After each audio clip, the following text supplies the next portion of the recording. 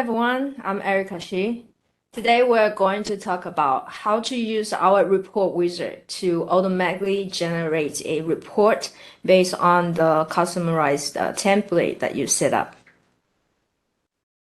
First, we're going to talk about what's the new features that we added into our report wizard in version 2022.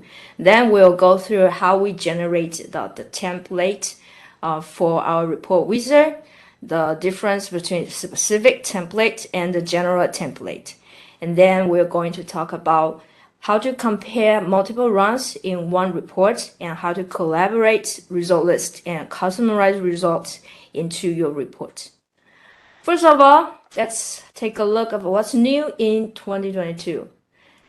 If you joined the webinar about the customized report last year, you will remember that in the end of the webinar, some users have asked us, is it possible that we have a different view angle, different display settings for individual results? And if we can compare multiple runs in one report? And yes, this is possible in 2022. And on the other hand, we can also include the notes of your results into a report. So if you have a command to a specific result, then you can edit in a studio interface and include it in your report now.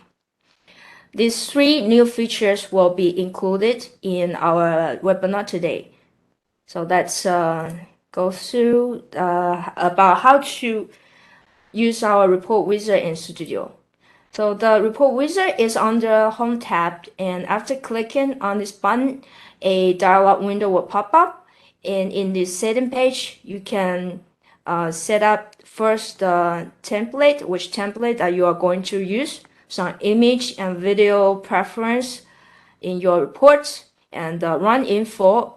And if you'd like to compare multiple runs in your report, here's the section that you will assign which run that you're going to compare.